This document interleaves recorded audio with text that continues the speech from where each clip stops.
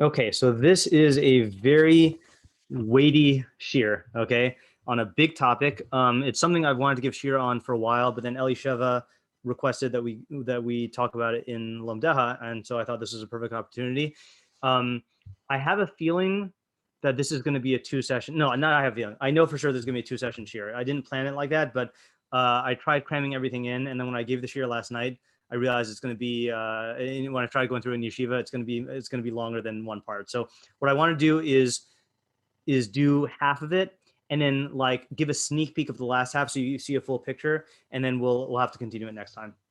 Okay, so the title of the shiur is How the Seemingly Outdated Elements of Torah Are Evidence of Its Perfection. Okay. Oh, that thing at the bottom is false. I don't have a written version of this shiur yet. That was left over from last week. Okay, but first let's do a word of the day, okay, in order to get into the picture. What does the word obsolete mean? Has no purpose. Okay, that's half true, half true.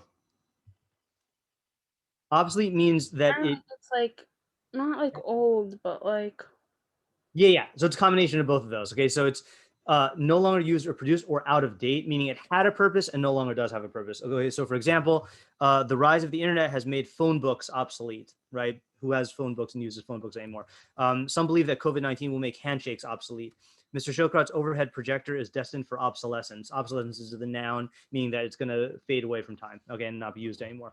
And then an idiom of the day. I don't know if you're familiar with this. It started off as a, I think, software development idiom, and then it was mainstream. Have you heard of this phrase? It's not a bug, it's a feature. You can guess what it means because what is it? If you know what a bug is in computer lingo.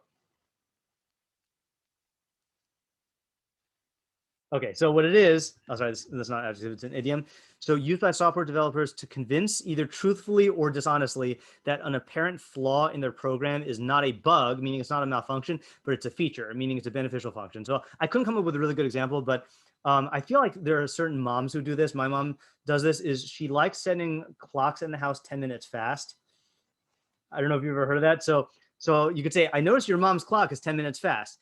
Yeah, but the way she sees it, it's not a bug, it's a feature since it ensures that she'll arrive early. So in other words, it's something that looks like it is malfunctioning, but really it has an advantage or reflects an advantage by design, okay?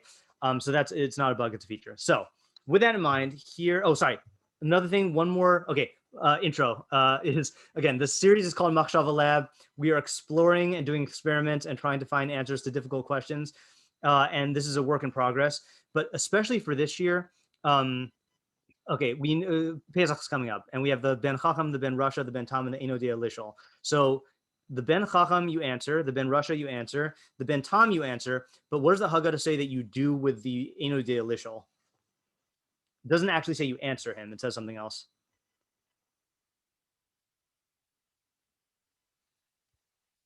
You tell him about At Patachlo. Yeah, at Patachlo. So what does at Patachlo mean? You have to start the conversation. You start the conversation, okay, right? So it says ad patachlo, you start a conversation. So it's not the same thing as an answer, which answer obviously, that should ideally be a conversation also. But you don't give him an answer; you just initiate the conversation for him. So when we have this shiur today, let's view this as the start of a conversation that will last, hopefully, at least into 2 sessions, but hopefully like many more things, because you'll see why, like, to truly do justice to this topic would involve going through every mitzvah that you have a question on. Okay, but we're going to try to do a broad overview. So here are the objectives. Number 1, initiate a conversation about the broad, deep, and nuanced topic of seemingly outdated aspects of Torah Judaism. And just as a terminology point, when I say Torah through this entire thing, I mean Judaism. I mean Torah. I mean Judaism as a whole. I don't mean like specifically D'oraisa versus D'Rabbanan. I'm talking about all of Judaism. So that's what we're going to talk about. 2 is I'm going to present you with an overview of my own answer to questions of that nature, which basically is based on 7 premises that I have about Torah, and we will aim to get through 4 of those 7 premises today. Okay, that's the halfway point.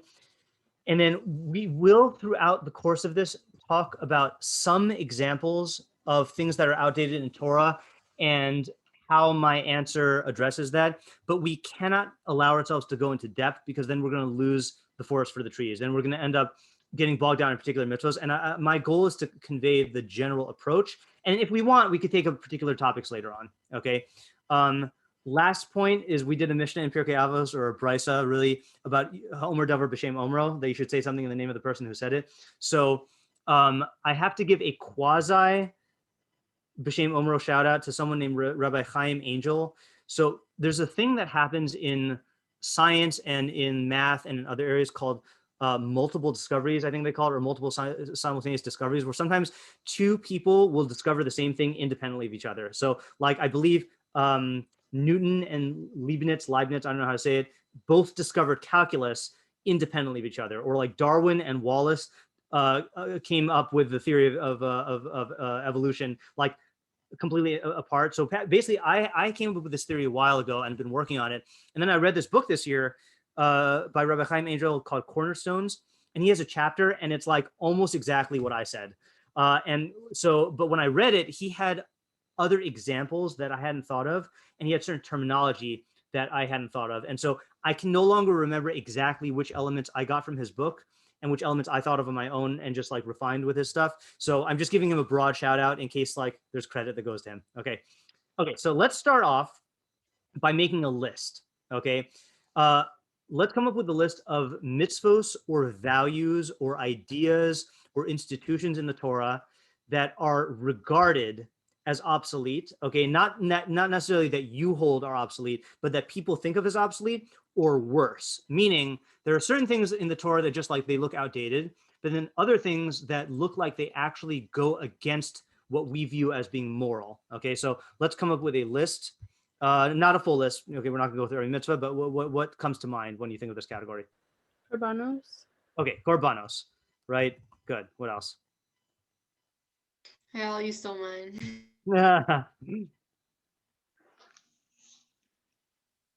Maybe like Slavery. What did you say? I didn't hear who even talked. They all said slavery. I said slavery. Okay, good.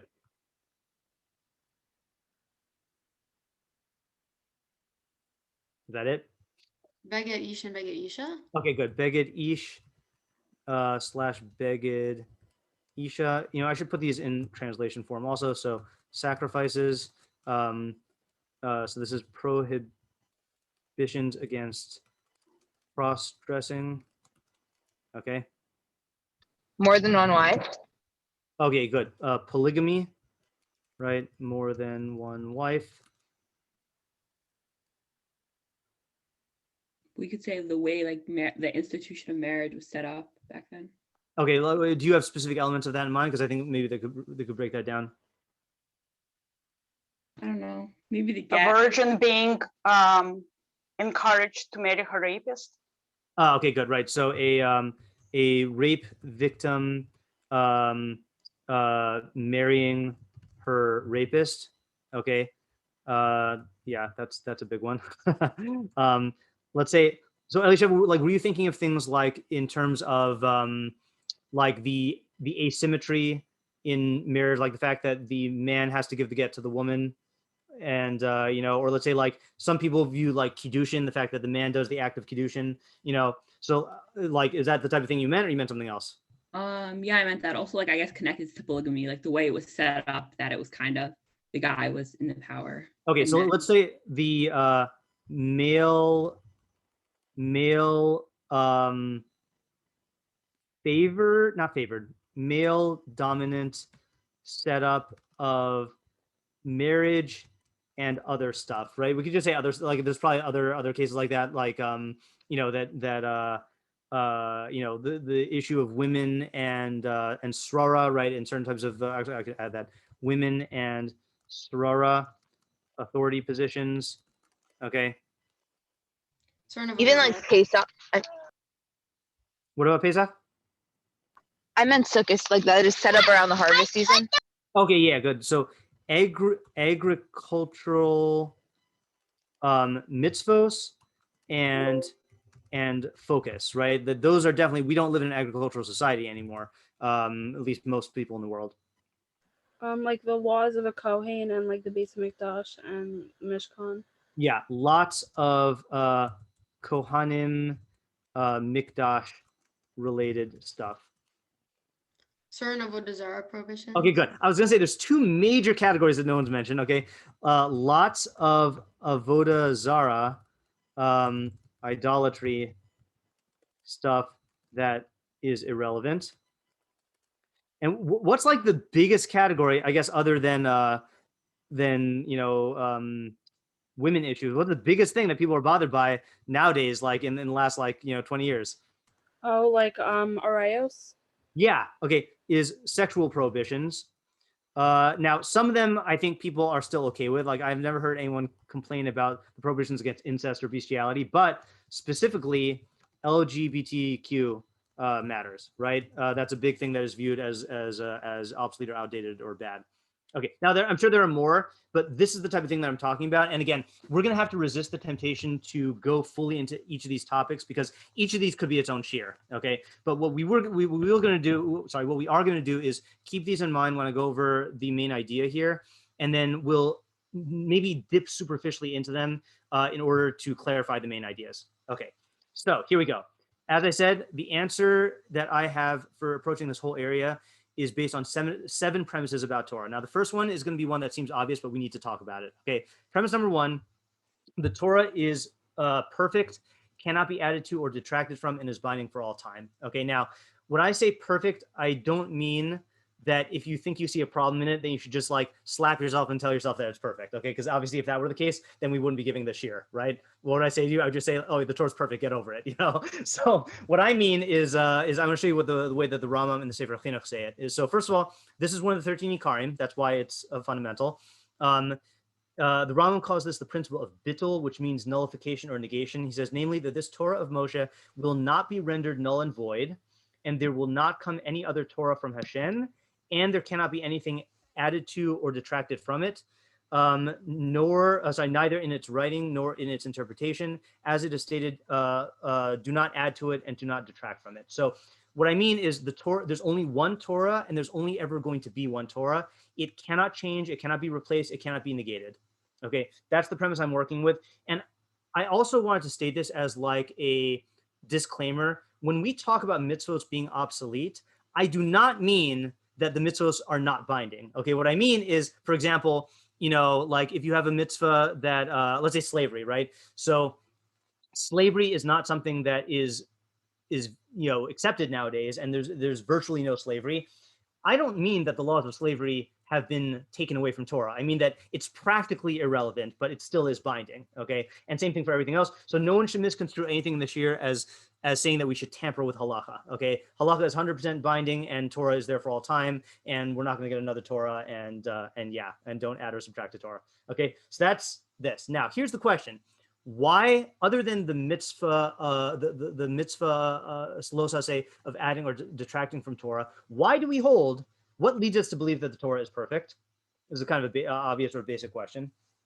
It was given by God. It's given by God. Okay, right? So this is how the Sefer Chinuch gives the reason for the mitzvah of Bal Tosif and Bal Tigra. At the root of this mitzvah lies the reason that the Lord who commands us about the Torah, blessed is he, is the very ultimate perfection, and all his works and all his commandments are wholly perfect and good. Any addition to them is a defect, and all the more so is any detraction. This is a clear matter. So he is explicitly tying the perfection of Torah to the perfection of Hashem. Now, obviously, Hashem is perfect in a way that the Torah can't be, because Hashem is not physical, and Hashem is, the creator of the physical world. But what it means is that everything Hashem creates is going to be the most perfect that it can be. Okay, given the limitations of the physical world and human beings, etc. Okay, and we've been talking about this a lot in Eov. So if you're in my Eov shiur, or have been in my Eov shiur, then that's to your advantage. Okay, so that's the first premise here. Anyone have any? I think this is fairly easy to talk about. Anyone have any questions on this one? Okay, second premise, and this is the one that's the hardest pill to swallow. Okay, the Torah was designed with reference to the norm, not to exceptional cases. Okay, and we're going to read from the Rambam for this. Okay, so first of all, let's see how much you remember. I should have put the bogged definition in here. Let's just review. What's the bogged definition of Torah? A God-given regimen that brings those who practice it properly true success, i.e. knowledge of God to the extent which is possible. Beautiful. Okay, I don't even need to repeat it because it's word for word. Okay, good. And this, I think, was also in the Torah thing.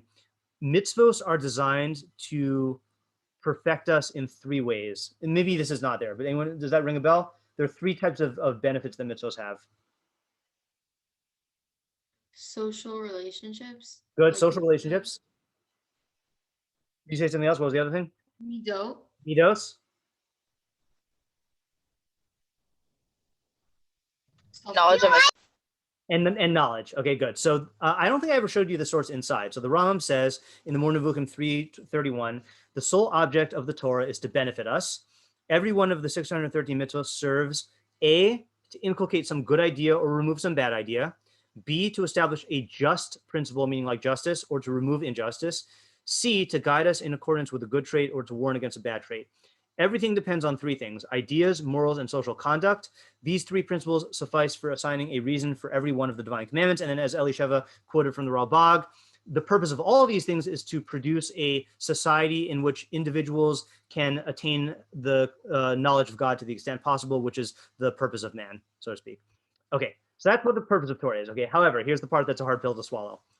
It is also important to know, this is in a different chapter in the More Nevuchim 3:34, it is also important to note that the Torah does not take into account exceptional circumstances, and commandments are not based on minority conditions.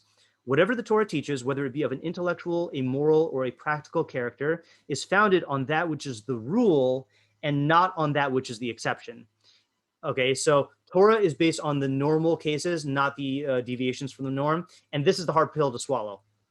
It ignores the injury that might be caused to a single person through a certain Torah decree or precept.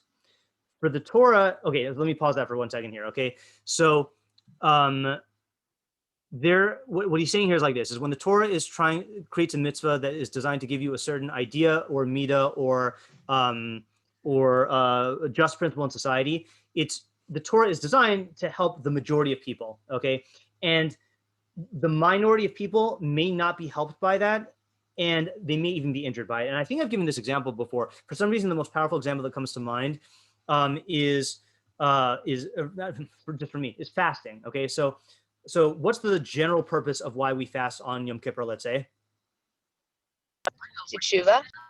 To facilitate tshuva, right? And if you explain how it facilitates tshuva, puts us in a weakened state, makes us remember that our physical needs are dependent on God, makes us realize our mortality, subdues our taivas. Okay, so for the majority of people, fasting is an unpleasant experience, but is conducive to tshuva. Okay, however, there are people on both sides of the fasting thing. So, for example, for some people, fasting is extremely easy. Okay, and let's say, for example, for me, on a regular fast day, like very easy, and like I don't suffer very much from it. And then on the other extreme, you've got people like I think I mentioned this woman to you, that there's a woman in my shul who in my shul in Seattle that when she fasts on Yom Kippur, she gets so sick that she vomits blood. Now, I think if you ask, I always say that she should ask her Rav for psak, because I don't think she should fast. Okay, but let's put it this way: I guarantee you, she's not able to concentrate on doing tshuva. Now, is that bad for her? Yeah, it's bad for her. And again, the halakhic system, I think, would exempt her, which we'll talk about later. But the point is that fasting does not help everyone. Okay, but the law about fasting was not designed for everyone. It was designed for the majority of people. It's obligatory on everyone, but it was designed with the majority of people in mind. Here's another easy example. Okay, mitzvah of tefillin shel yad. Okay, putting tefillin on your arm. That was designed for everyone except for. Okay, it was designed for all men except for Men with no arms. men with no arms. Right now, the Torah theoretically could have created leg tefillin for people with no arms, but that's not how the Torah works. The Torah creates a mitzvah and applies it to the category based on the norm. And there will be cases where the person will not be able to do the mitzvah or won't benefit from the mitzvah or maybe even be injured by the mitzvah. Okay, and again, we're going to talk about this later on. This is not the end of the story. Okay, but that's the general principle here. And then the Rama makes a point that is directly related to what we talked about in Eov last week, which is, for the Torah is a divine institution, and in order to understand its operation, we must consider how in nature the various forces produce benefits which are general, but in some solitary cases they cause also injury. So for example, that's when we use the example of the traffic lights, that traffic lights are for the benefit of the system to facilitate safe and efficient travel. But and traffic lights have red and green lights. But are red lights always good? No. Sometimes you get stuck in a red light and you're late for something very important, or sometimes the changing of the light leads to people, trying to make it through and then they get into an accident, Similar thing in nature, right? That when the body has a fever, that's a good thing, because whatever you say the benefits of fever are, that the body is raising its own internal temperature to kill off certain bacteria, etc. That's generally good. But what sometimes happens, sometimes a baby will die if it has a fever. Now, does that mean that fevers are poorly designed? No. What it means is that in this particular case, maybe the baby was slightly underweight, maybe the baby was dehydrated, maybe the baby didn't have its nutrients. In that particular case, it's bad for that baby, but that doesn't mean that fevers are a bad idea. Fevers are a good idea, but sometimes will result in bad cases. And the Rambam is saying that Hashem made nature, Hashem made Torah, and they function in similar ways. Okay, let's read on, and then you'll tell me if you have any questions, because there's 2 more points here. We must consequently not be surprised when we find that the objectives of the Torah do not fully appear in every individual. There must, of absolute necessity, be people who are not perfected by the institution of the Torah, just as there are beings which do not receive the specific forms in nature that they require. For all this comes from one God and is the result of one act. They are all given from one shepherd, from Koheles. It is impossible to be otherwise, and we have already explained that which is impossible always remains impossible and never changes. Okay, so again, I kind of made this point verbally, but there will be people, for example, who, you have this mitzvah of ahavas Hashem, right? Of loving God.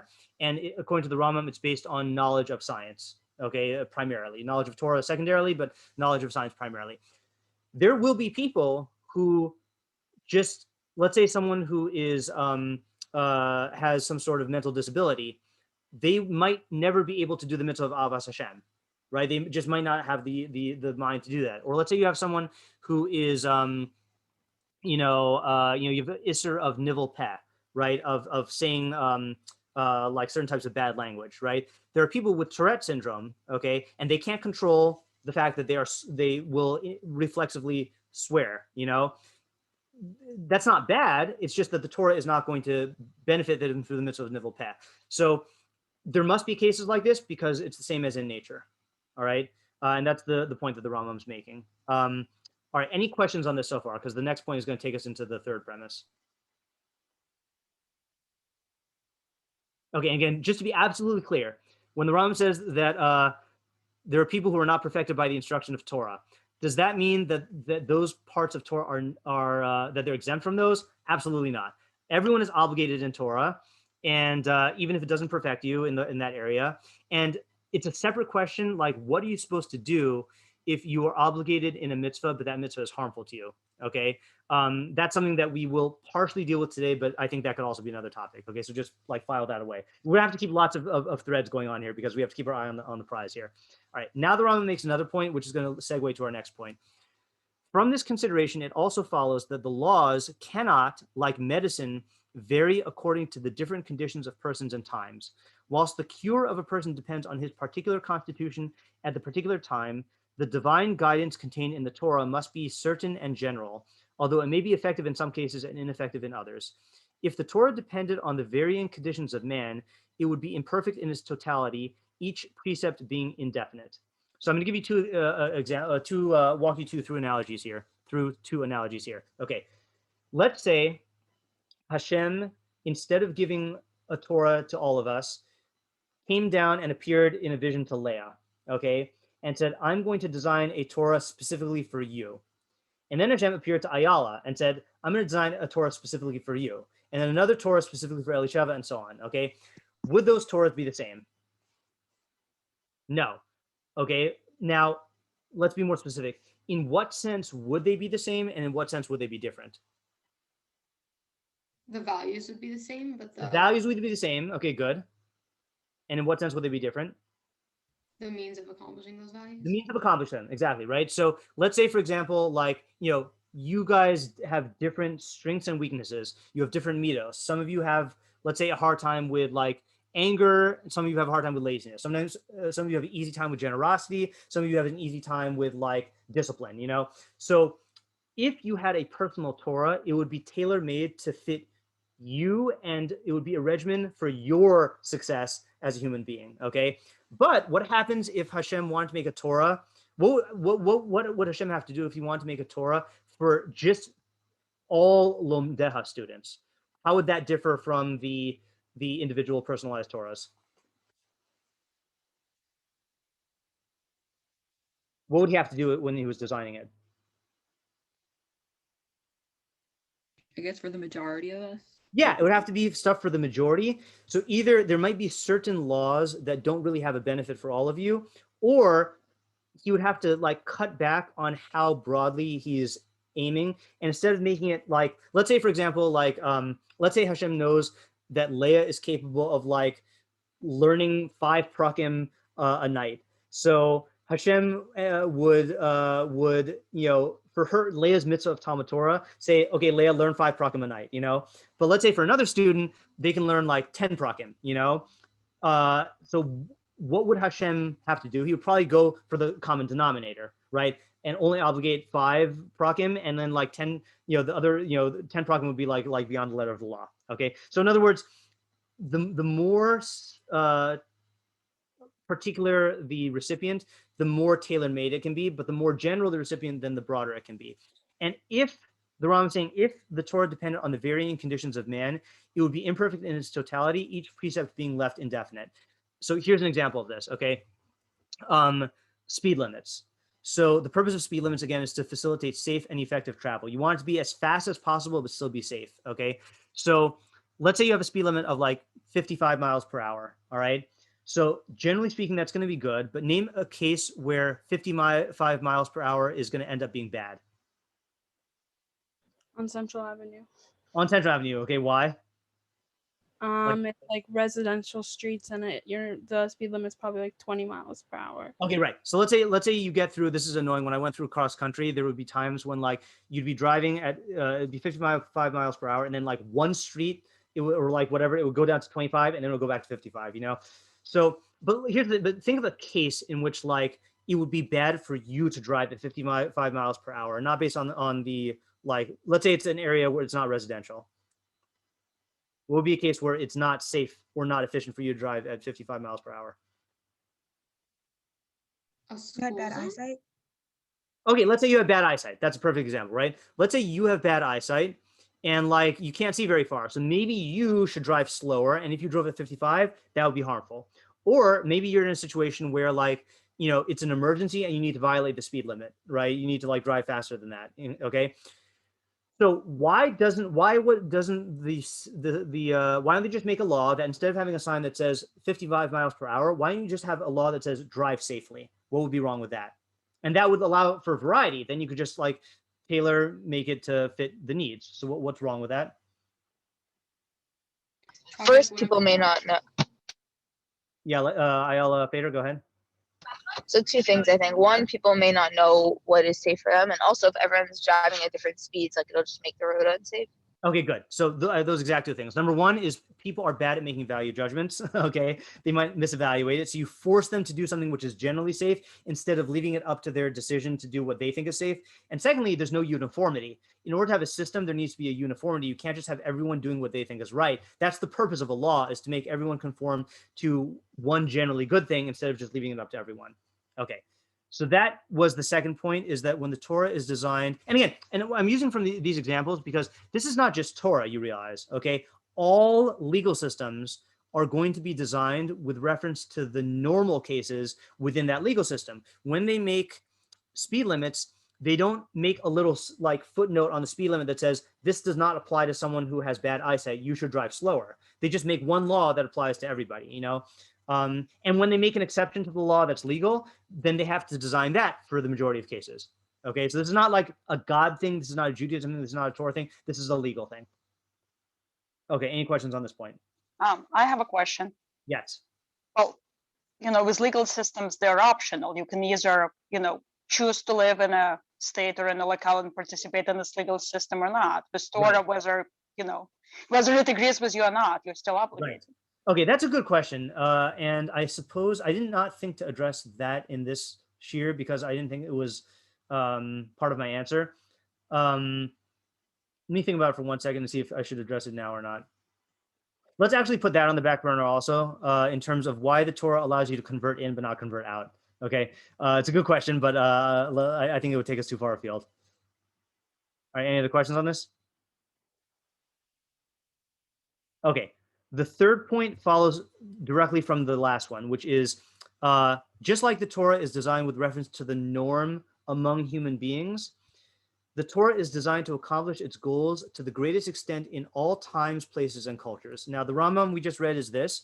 The Rambam then goes on right after it and says, for this reason, it would not be right to make the fundamental principles of the Torah dependent on a certain time or a certain place. On the contrary, the statutes and the judgments must be definite, unconditional, and general. Now, you can see how all three premises are tied together, that the Torah is eternal and unchanging. It's designed for the majority of, for the norm and not the exceptional cases. And it's designed for the majority of times and places and not the minority, okay? And for this, oh, sorry, hold on just 1 second. These three premises are embodied in something that I am proud of. And this is something that the whole shiur came together from this, which is, oh, hold on just 1 second. Okay, I have to stop sharing. I got to remind people, I cannot see the chat while I am talking, so I'm not going to read the chat. So I don't know if those are from me or not. But okay, so there's here's a mashal. Okay, this is what we're going to call the Swiss Army knife mashal. Okay, this is a Swiss Army knife. It's personalized. Okay, so Swiss Army knife. I don't know how many of you have used or played around with it, but you've got different tools on it, and I'm going to show you them. My hands are all sweaty. Hold on. So here you have a corkscrew. Okay. Here you have a bottle opener, okay? Here you have a Phillips screwdriver, and then let me just do two more. Hold on, I gotta find the ones.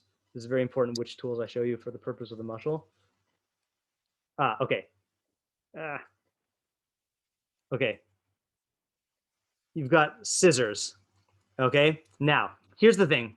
With a Swiss Army knife, some tools are exactly the same as the normal version of the tool. Okay, so for example, this Phillips screwdriver, like the actual screwdriver part, is exactly the same as any Phillips screwdriver, and it works just as well. Okay, this bottle opener is an exact normal bottle opener. It works just as well as any other. Okay, the corkscrew, not so much. The corkscrew is a little shorter than a normal corkscrew, and I've tried to use this before, and I don't know, you probably can't tell. It gets a little bent out of shape. Okay, the scissors are horrible. Okay, I don't know if you've ever tried using Swiss Army knife scissors, and maybe some of them are good. These are horrible. Like I can't even like I don't even think this is gonna.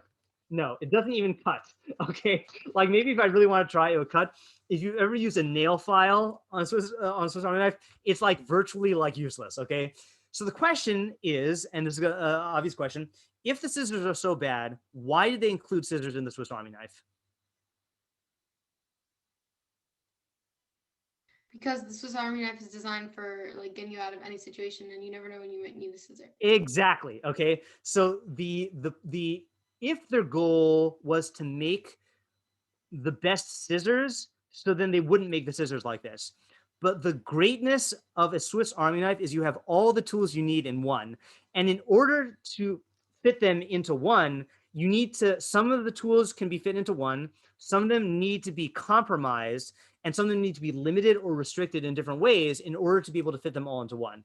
Okay, so too, this is the main idea of today's part of the shiur. Okay, so too with the Torah. Okay, let's go back to our PowerPoint here. So too with the Torah.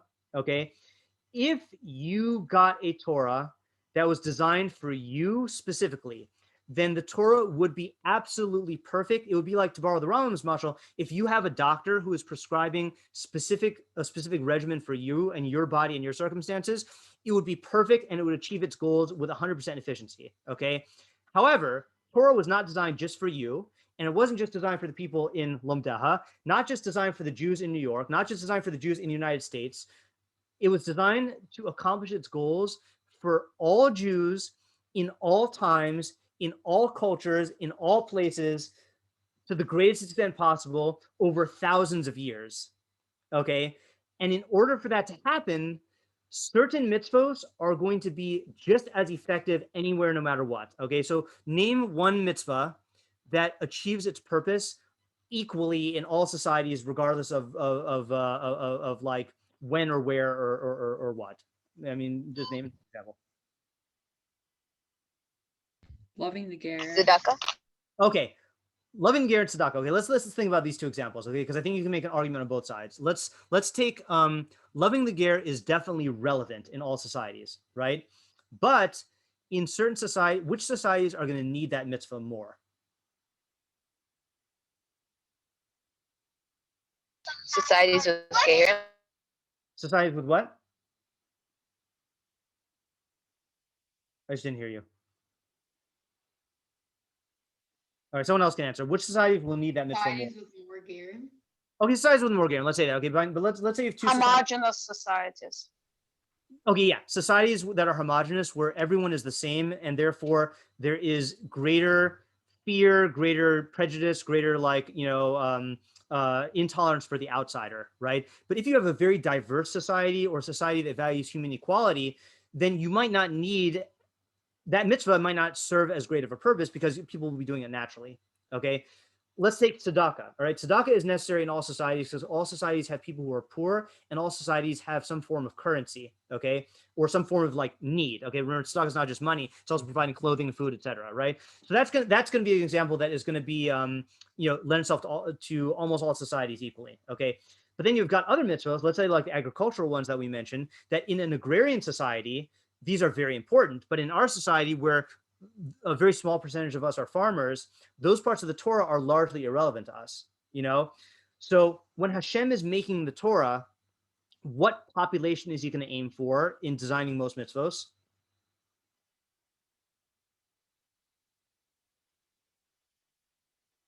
How would you describe like the target audience of the Torah?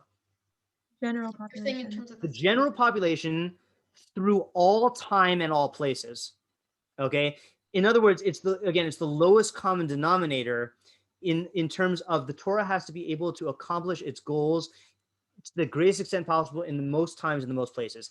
And what will you inevitably have? And this is the crux to understanding the answer to the question. You will inevitably have cases where you have a society that is an anomaly, a society where it is something that is like unheard of in terms of the norm. Okay, and I'm going to use a weird example. Okay, and I don't know much about this. I know that it's mixed with history and myth. Let's say the Amazons. Okay, like the Amazon female warriors, right? Which I guess Wonder Woman was modeled after. Okay, is that that was a female-dominated society, and there have been female dominated societies throughout human history, but we can all admit that they were very rare, right? So the Torah is not designed for that society. The Torah is designed for most societies in which are male dominated. Now, I'm not saying that that's good, and I'm not saying that that's like ideal, and I'm not even saying that the Torah endorses it. I'm saying that what populations are we going to be dealing with? We're going to be dealing with populations where, let's say, the men are out and working, and like the women are raising the kids. Now, again, I'm not saying that that's ideal. I'm not saying that that's normal. I'm not saying that the Torah endorses it, but we can all agree that for the majority of human history in the majority of societies, that's how societies were. That's what the Torah was designed to accommodate. Okay, what we do with that, we'll talk about it later. Okay, but one step at a time. Let's take another example. In most societies, let's take an example of. Actually, let's not take another example yet. I want to go into the next point, okay? And then maybe if we have time, we'll go through examples. All right. Is this point clear, though, with the Swiss Army knife muscle? Okay. The last new point we're going to do today, before again, I'm going to preview everything, but this last new point is addressing the question when the Rambam says that the Torah could be injurious, can cause injury to minority cases. Okay, the question is, what about cases like that? Okay, what about cases where the Torah is harming a person or a society? What do we do about that? Okay, so premise number 4 is, is the Torah has mechanisms for situational tweaking. Okay. So what I mean is, in cases where the Torah is not beneficial in a particular case or is injurious, there are solutions. So here is a list of solutions, okay? And it might not be all of them, okay? The best solution hold on just a second. The best solution is the ability of a navi to temporarily suspend mitzvos. Okay, and I want to show you the halacha. So first of all, you have the mitzvah in a mitzvah doraisa to obey a navi. Okay, to do whatever he says as long as you've established him as a navi. So Rambam in the Sefer Mitzvah says this 172nd mitzvah is the commandment to obey every one of the prophets and to fulfill everything he commands us in, even if he commands us to transgress one of the several mitzvahs of the Torah, except for avodah zarah, provided that this is temporary and that he doesn't permanently institute an addition or subtraction. So the navi can temporarily suspend any mitzvah except for avodah zarah, and he could temporarily create a mitzvah except for one that would make you do avodah zarah, and as long as it's not a permanent change to Torah. Okay. Now, why is this? So the Rambam gives this amazing explanation. He says, there is another benefit in this mitzvah, specifically regarding cases in which the prophet commands us to transgress certain mitzvahs at certain times. Even though the Torah generally guides the nation towards the good, it is possible that in certain cases it would be better to deviate from some of its mitzvahs. So again, Rambam is agreeing with the Rambam that the mitzvahs are generally good, but there are cases when keeping the mitzvahs is harmful. Okay? Since Hashem, may he be exalted, desired the greatest good at all times for his nation, he identified for Israel through his prophets that which needs to be changed from time to time, something which was impossible to do within the Torah itself. So the Torah itself must be permanent. Torah cannot change itself. So Hashem gave us Nevi'im, and the Nevi'im, through their Nevuah from Hashem, can see when does the Torah need to be temporarily modified, and the Navi can temporarily modify it, and that is 100% good because you're obeying a Navi, okay? And it's 100% good because it comes from Hashem, okay? So this is essentially when Hashem himself tweaks the system in order to bring about a benefit when the benefit wouldn't have come across. Now, does this remind you of anything? Can you think of any other case in the world, not in halakha, where when the system would be bad, Hashem intervenes and tweaks it?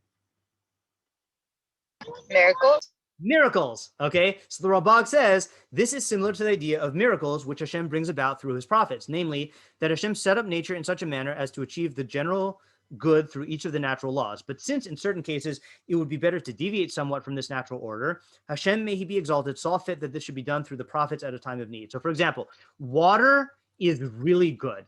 The fact that water flows is very good. The fact that oceans do oceany things is very good.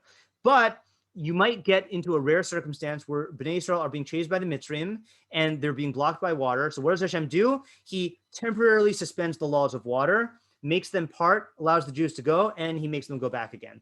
So this is no different. Is that saying that nature is bad? No. Is it saying that nature is imperfect?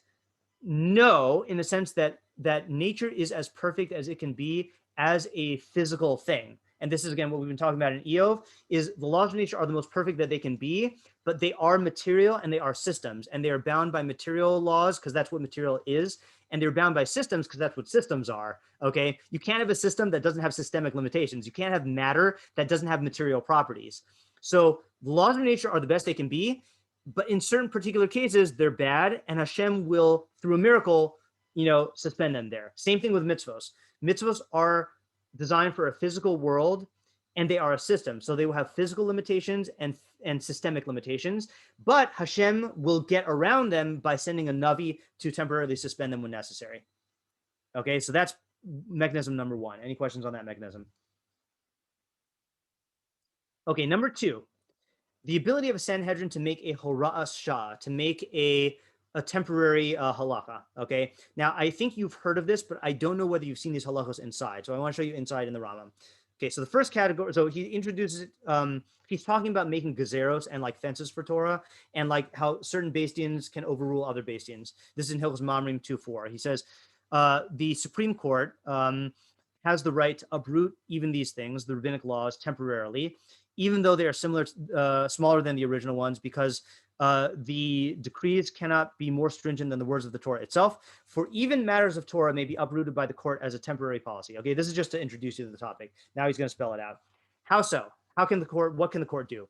If the court sees fit that in order to strengthen the religion and to make offense, in order that people not transgress the Torah, they may administer extrajudicial whiplashes and punishments, meaning that halacha has a system of punishments, but let's say Bastian sees that people are I don't know. Let's say there's something that like, you can't get punished from Beis Din with. Let's say like Lashon Hara. Okay, you can't get punished from Beis Din from Lashon Hara because it's in speech.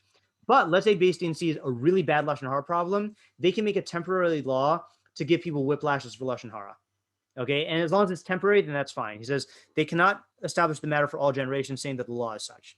So this we know. Okay, and we obviously know the concept of making a fence, right? Which is that if they see that people are in danger of violating Torah law, they can make a temporary fence to ensure that they don't violate it. Okay, but this next part people don't know about. Okay, likewise, if they see fit to temporarily suspend a positive mitzvah or to allow transgression of a negative mitzvah, in order to bring the multitudes back to the religion or to save the multitudes of Jews from stumbling in other matters, they may do so according to the needs of the time. Okay, I want you to stop and realize how radical this is. Let's read that again. Okay.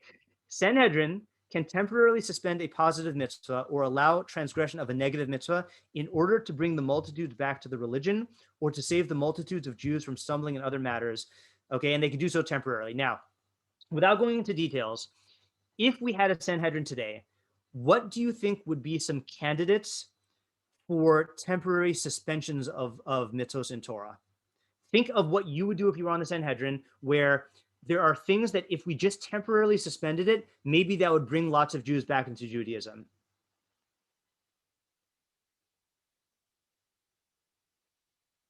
What would you do if you were on the Sanhedrin, or what would you propose?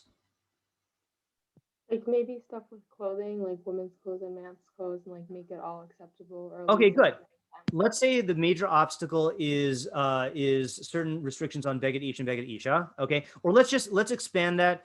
I think because it's a controversial issue, and I'll just talk about it here briefly. Let's expand that to all like LGBTQ issues, right? It is possible. I'm not saying that this is what they would do, but it's possible that Chazal would temporarily introduce or suspend laws to bring those Jews back into the fold, or to create some temporary solution that would allow them to live a life that is in line with halacha, because Beis Din is temporarily suspending it, and make them part of the system, in a more full way that they can live with. What would be another example of things? Think of major changes that you could do that would bring lots of Jews back to Judaism.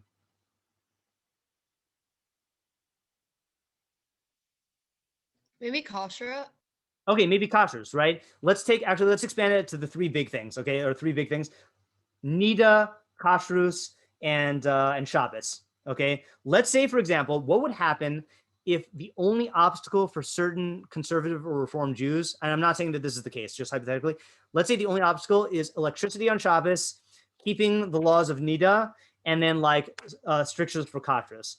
Okay, and let's say like the Sanhedrin decided to temporarily suspend those mitzvos, bring those Jews in, expose them to the beauty of Torah, and then on a 10-year plan, let's say, over the course of a century, gradually reintroduce like more and more strict law, or remove those suspensions in order to make Jews come in. Okay, I just want you to realize how radical this right is of Beis Din, that it literally allows them to tweak the system for the needs of the times.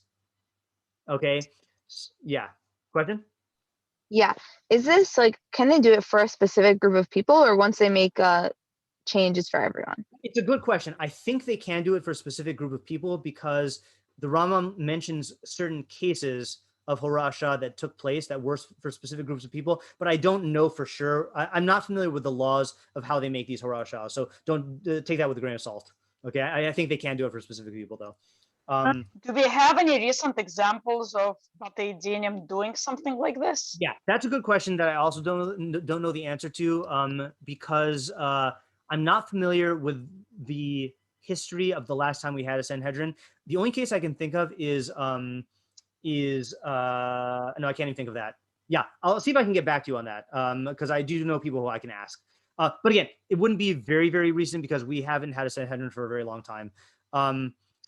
Sorry, I forgot to include this important point. He ends off with a great analogy. Just as a doctor needs to amputate a certain person's hand or a foot in order that he live, so too the court may authorize from time to time the transgression of some of the mitzvos temporarily in order that all of them may be preserved. As the early sages said, desecrate one Shabbos so that many Shabbos can be kept. Beautiful analogy, right? Because you got a person who has an arm that has a disease. Sometimes you got to cut off the arm to save the body, right? Same thing in Torah. Sometimes you got to cut off part of Torah to save the rest of Torah. Okay. The only difference is that Torah would be a temporary thing. The arm's never going to grow back. Okay. So that was number 2. Now, what is the difference? Okay, what's the similarity is clear between 1 and 2, right? Is that they have the right to temporarily suspend or add things. What is the difference in character between these two mechanisms? I think harasha is like when things are like so something's really bad and like to temporarily suspend mitzvos. I think the second one implies like something more negative. Okay, it's entirely possible, and this is kind of dependent on Ilana's question of when have they used this, and then when have they used the Navi thing. I hear that. I guess the question is like this: is practically these are the same, meaning that the Navi and the Sanhedrin have the same rights. So why are there 2 institutions? Maybe is a better way of asking it. Like, why is it if they can both? No, it's like this: if a Sanhedrin can do the same thing that a Navi does, why do you need this separate institution of a Navi? Having this right. Maybe because the Navi's one is based on what Hashem tells him. Yes. Okay, good. So the difference is like this: is the Navi is doing it based on Hashem, and that's why it's better. The Sanhedrin is doing it based on their own evaluations, and it's possible that Chazal can make a mistake. Okay. For example, like, and I'm not saying that this is a mistake. Okay, but as we know, it's usher. Okay, I'm not going to get to the practical things. We all know that there is an isser of engaging in taking certain types of medicine on Shabbos, right? We're aware of that, right? What's the basis of that isser? That's midrabanan. What was the law behind what's the reasoning of that derabanan? Why did they prohibit? Yeah. Tochin, you grind the pills. Tochin, because you grind the pills, right? Is that you might come to grind, and that's isser deraisa. Okay. Now here's the thing: we live in an era now where we don't grind our own medicine, and in fact, the medicine is ground ahead of time. Okay, and like you could easily arrange to get it on Shabbos, right? So it's not a mistake of Chazal. They made the best law that they could at the time, given the knowledge of how medicine was practiced. But now we're at a point where that law is holding us back, and it would be the type of thing that presumably, if the Sanhedrin had the power to undo, they would undo now. So like. Whereas with a Navi, you wouldn't get into a problem like this because the Navi would be able to give you laws that are from Hashem, tweak the laws based on knowledge from Hashem. Okay, I'm going to quickly speed through this last part because we're almost done. The next thing is the thing I know the least about, okay, which is Chazal have the ability to use the midos she'atorah nidreshes behen, which is the method of interpreting Torah Shebiksav in line with the principles of Torah Shebal Peh, to adapt the unchanging elements of Torah in new and creative ways to the present generation. This is something that there's a lot of machlokus about, which is how much right do Chazal have to introduce new derabanans or to interpret the Torah in ways that are based on their own ideas. Okay, you have people who hold that Chazal have very little right in this area, and people who hold that Chazal can essentially like interpret Torah Shebiksav however their consensus is, as long as it's based on true principles. So this is not a harasha. This is a matter of how we interpret Torah laws, okay? And there's a lot of debate on this. My point is that there are some who hold that Chazal have a much broader right than we usually think of to interpret the laws from the Torah in ways that like are adaptable to the needs of the society. Okay, number 4, halakhic peturim and heterim. This we're familiar with from just the practice of halakha. If a guy has no arm, we don't say, oh, you're violating the halacha tefillin. What do we say? Anus Rahmana Patre. We say you can't keep the law, therefore you're exempt. Okay. What about heterim?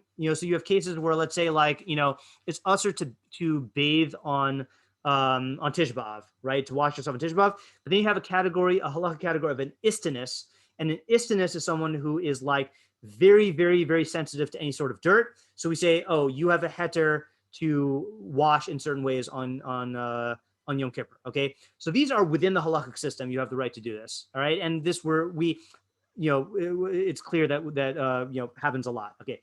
Number 5 is the most difficult to talk about, meta halakhic strategies, okay? There are times when we advocate doing things that are against halakha, and we're advocating doing it in non-halakhic ways. For example, it is usher to write down Torah Shebal Peh, but the Gemara says, Eis lasos lashem heferu Torah sacha. They needed to violate Torah and write down Torah's well-pad to save all of Torah. Okay. Or there are cases, for example, of this is a rare case called avera lishma. Okay, where a person sees that doing an avera will like save the Jewish people in some way, and like even though it's halakhically usher and there's no heter and there's no exemption, it's better to do the avera than to not do the avera.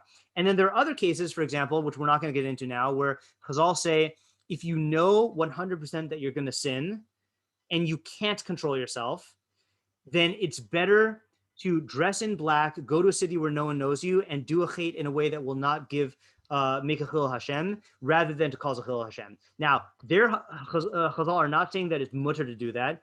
You're definitely doing Isser, but they're giving you advice on how to do damage control. You know, so, and maybe there are more examples than this, but these are ways in which, you know, these are ways in which halacha accounts for these exceptional cases. Now, the unfortunate thing is we don't have access to the first three, okay? And whose fault is that? Us. Why? Because we got put into Gullus, okay? We have not had Nevi'im or Sanhedrin for a very long time, and therefore we are in a system that's frozen. And therefore the only techniques we have are the last two categories, which are much, much, much more limited than the first three, okay? So it's unfortunate, but what I want to show you is that God planned for a system that is very adaptable and flexible to address these cases, these exceptional cases, but we messed it up by removing from ourselves the ability to have a Sanhedrin and Nevi'im. Okay, I want to quickly wrap up the shiur, and then I'll take questions afterwards if there are questions. Sneak peek of the next 3 points, just so you see the full picture. Okay, again, we're trying to answer what do we do with these outdated areas of Torah or seemingly obsolete. Point number 5 is a big one, which is that the Torah works with human nature, not against it. And many institutions of Torah are based on that fact. The fact that if the Torah tried to override human nature, it would backfire or fail. And therefore the Torah created its laws in ways that are in line with human nature, even negative aspects of human nature, in order to work with it and then hopefully elevate it. Okay. That's number 5. And those of you who have learned about this, let's say the Rambam Shita on Korbanos, some of you have had shiurim on slavery, you have ideas where this was done. So that's what we're going to talk about Bli Neder next time. Number 6 is very related. The Torah includes static and evolutionary morality. Evolutionary morality was a term that Rabbi Chaim Angel came up with, which is certain things in Torah, when you look at, it reflects the ideal values. You look at tzedakah, it's because tzedakah is valuable. You look at not oppressing the ger, it's because that's a value. Other things like polygamy and slavery, hold on a second, polygamy and slavery are in Torah, but do not reflect Hashem's values. Rather, Hashem wants mankind to evolve past that and to get to a point where they don't need those institutions anymore and that their values change. Okay, we'll have to talk about that next time. And then the last point is going to be that there are mitzvos in the Torah that have planned obsolescence, which means that Hashem designed it so that certain mitzvos will become irrelevant by nature because they are successful. Okay, and I'll give you a sneak peek of that right now. There are 51 mitzvos, according to the Rambam, I think, that are designed to uproot avodah zarah. Okay, let's say that the mitzvos are so successful that they get rid of avodah zarah from the world. So now what you're going to have? You're going to have 51 mitzvos that are practically obsolete. Now, is that a sign of the Torah's failure, or is it a sign of the Torah's success? Clearly, it's a sign of the Torah's success. Okay, and there are many mitzvos in this category that I think we just don't think about. Okay, so that's a sneak peek for next time.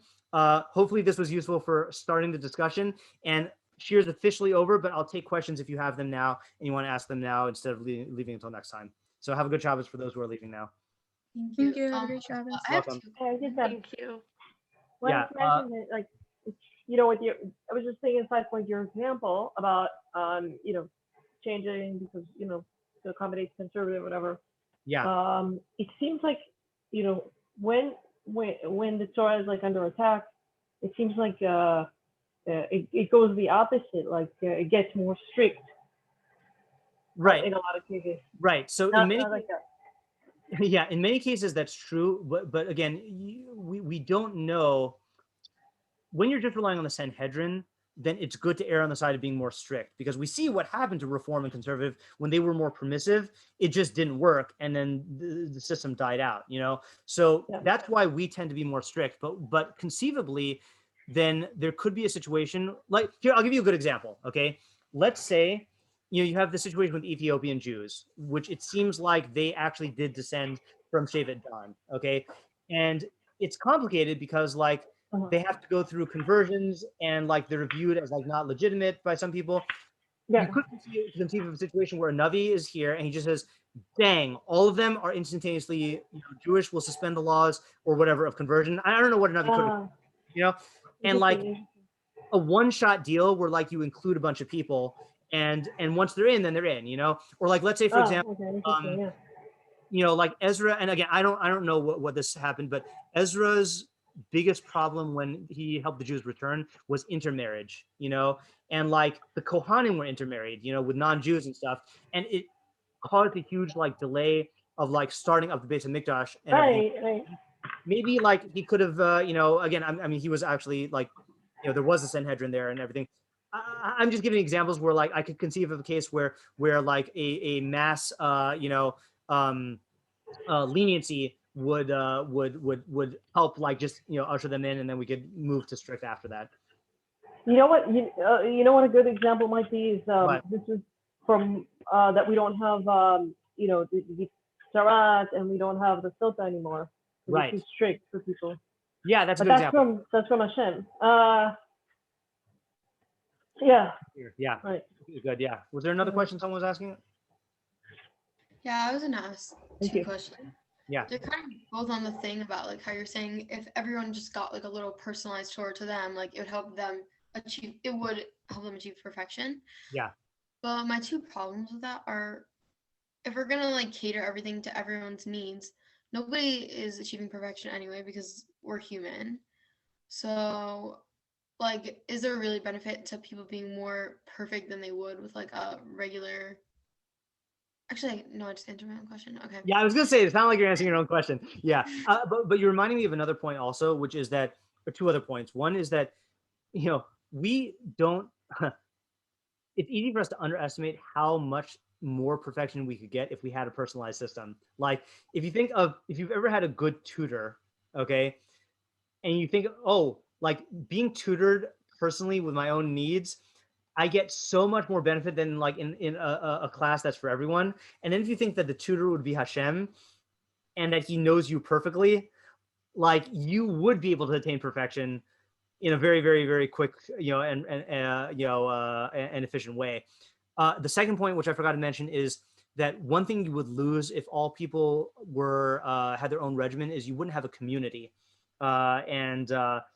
And I'm not saying that that's inherently bad, because maybe you could argue that if everyone was more perfected, they would form their own community based on values instead of based on mitzvos. But given the fact that Hashem wanted to create an like a nation, you know, that embodies certain ideas, then having one common system helps towards that end. Okay, that's a good answer.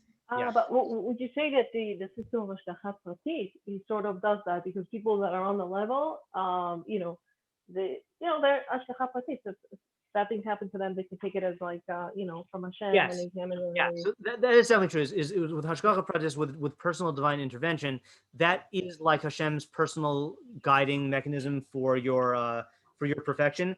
And you know, I guess I guess you see from that that cases for Hashgacha Pratis that involve like equivalent of mitzvos is not super common.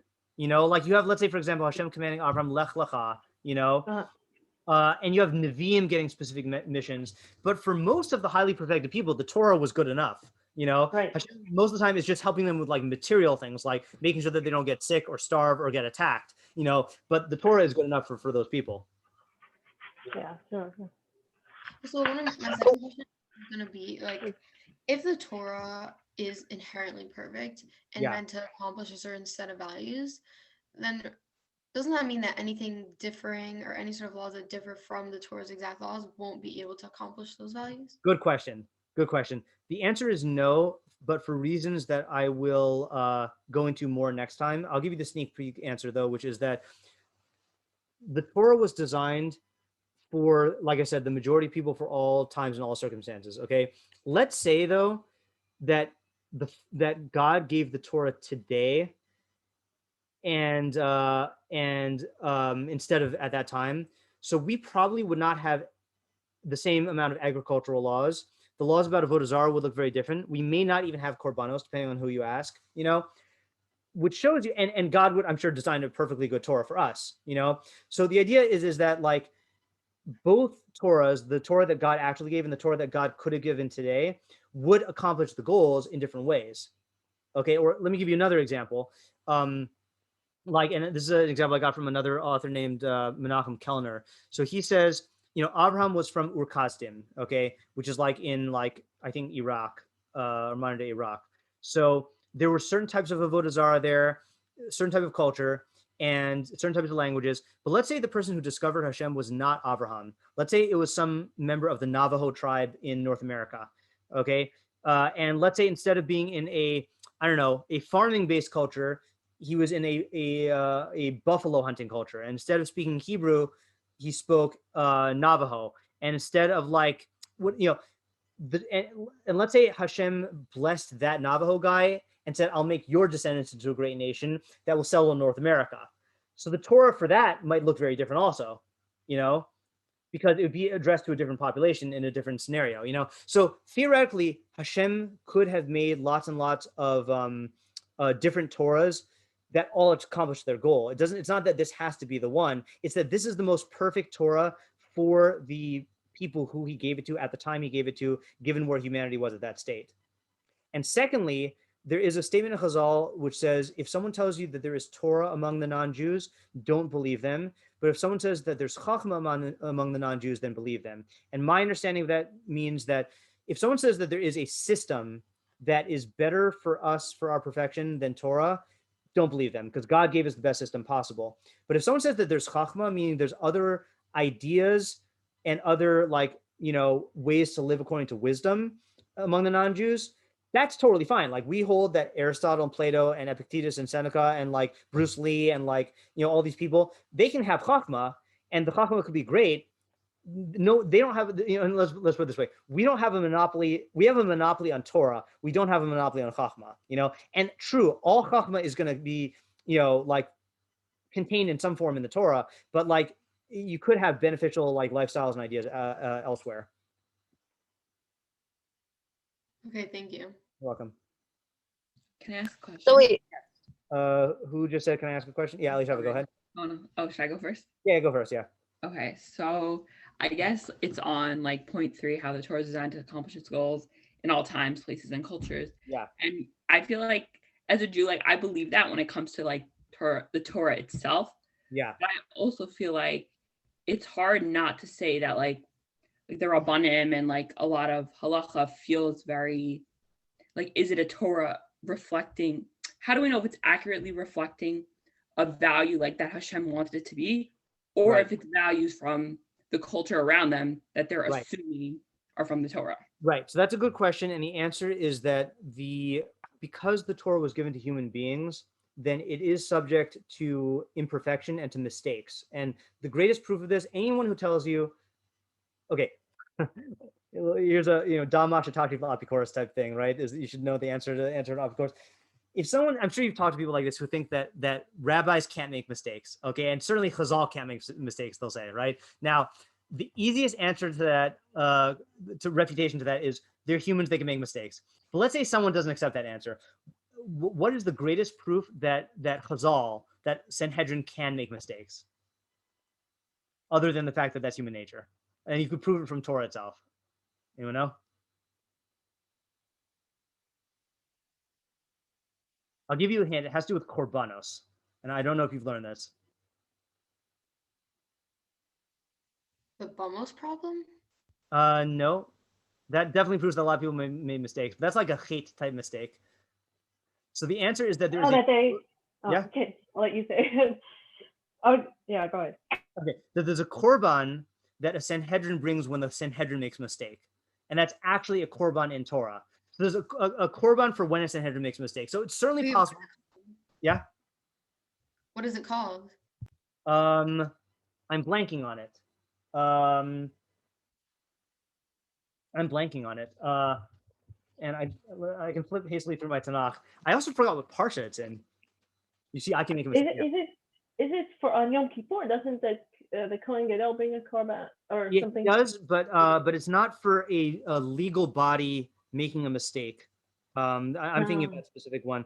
I'm flipping through to try to find it, but until then, so just to respond to Elisheva, so it's true that a Sanhedrin can make a mistake. You see that from here, and any human system is going to be subject to human error, and it's possible that when you see, if we had, a constant Sanhedrin the way that we're supposed to, then it would be possible to overturn things that we saw that were mistaken, in the past.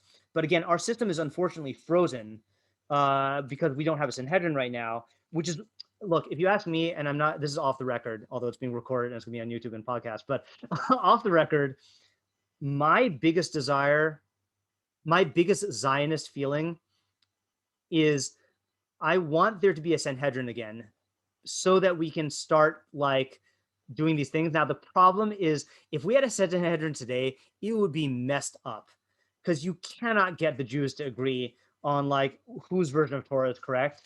But like in terms of like why I yearn for like a Jewish state, is I would love there to be a competent Sanhedrin that could like start to address these things, and like again, we've talked about examples in class, but let's say like certain views about about women that we see now, that we know now that women are more equal to men than many people believed in terms of their abilities, in terms of, let's say like, Chazal said that, a cheresh, someone who's deaf, is lav bardas, is not someone who has mental capacity. Well, why was that?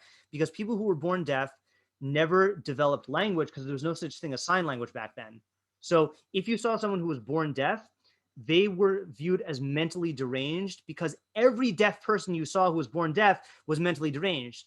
And people assumed that that was a matter of nature, not nurture. But now we know from the fact that if you provide the right like cognitive tools, either through technology or through like language devices, you can teach someone who's deaf language, and then they could develop, and a person who's born deaf could be just as intelligent as someone who's not born deaf. So maybe halakha would be changed there too, and presumably it would be, So like, there's lots of stuff that Chazal were just relying on the best knowledge that they could, and we know that it's wrong. And if you had Chazal who were up to date on science and like psychology and all that other stuff, then you'd be able to change things. But unfortunately, we're frozen. And this is why I said that there is a separate topic which we are not going to address in this year, which is, so what are we supposed to do? Like, is there anything that can be done given the fact that we can't legally modify the system, and what are those individuals who are oppressed by these things or who are, like marginalized by these things, what are they supposed to do? Like, like there's certainly things that we could do to, like there's like another example, for example, like let's say, for example, in meta halakhic stratagems, here's an example, right? Is a woman cannot be a member on the Sanhedrin, and a ger cannot be a member on the Sanhedrin. Okay, so what did they do with Devorah? What was the solution that they worked out with Devorah? With the Shopetes? Her husband was really the leader, and she was kind of just his under. I heard differently. She would basically give People shiur. would come to her. Yeah, go ahead. Okay, I can't tell your audio. Yeah, people would come to her and ask questions, and she would basically give shiur and like teach all the other members of the Sanhedrin or whatever, and then like someone would like vote on her behalf or whatever, or someone would like intervene. Same thing with Shmaya and Avtalion were two leaders of the Sanhedrin. Make herself, but they would just choose to buy. I don't know if that was a delayed audio or something. It sounded like it was a delayed audio. I don't know. So Shmaya and Avtalion were two Gerim, and Gerim cannot be the Nasi and the Av Beis Din. So they basically sat on the sidelines, functioned as the leaders, and then just like someone else officially like did their duties, So like there are these meta halakhic strategies. There are things like that we could do now, and people are trying to work that out, like ways to be inclusive to people who are excluded by certain halakhic things, et cetera, et cetera. So I think there are solutions, and I think a lot of it is just like social resistance or cultural resistance and prejudices and stuff like that. So there is a lot we can do. I'm not prepared to address that because it's really complicated. But yeah. I guess that kind of gives us hope that like if we do want to look into it, like even we know we don't have Sanhedrin, we know we don't have Nevi'im, but like Yeah. there is still stuff that we can do if it's really an issue in the community, and 100%. we know that we could fight for that. Yeah, exactly. And look, there are so many people who, whether it's, you know, women's education, or whether it's like confronting domestic abuse or drug addiction and the importance of mental health, these things are starting to be on the radars of rabbis and of community leaders, and people are starting to care about this. And like look, I mean, revolutionary thing during COVID, especially during like last Pesach, of many Orthodox, and even, I think some Haredi poskim saying that if people are alone in isolation, they can use Zoom on Yom Tov because of mental health concerns. Like that's a radical psak that you probably wouldn't have gotten people on board with like 10 years ago even, So like it's, there are people who are talking about this. And again, it's a very delicate thing, because if you go too far in hastily like changing halacha, then you lead down the road to conservative and reform, and then things get out of hand. And if you're too strict, then it prevents things, from being solved. And there's an article by Rav Aaron Lichtenstein that has a good middle road approach, which maybe we can go over at some time. I'm just not holding in it to be able to say it, but it does give us hope. You're right. And look, you guys are the next generation, of Jews. I guess I'm kind of, arguably the older people say I'm part of your generation, the younger people say I'm not. But like, the next generation is going to be taking this further than the previous generation, and hopefully like your kids and grandkids will be taking it further than we have right now. Okay, any other questions? Okay, good. So continue thinking about this. Again, the plan will be to spend more time on this next time, and if you have questions, then write them down so you don't forget them, and we'll save it for then. Okay. Have a good Shabbos, everybody. Hey, thank you so much. You too. Thanks. Bye.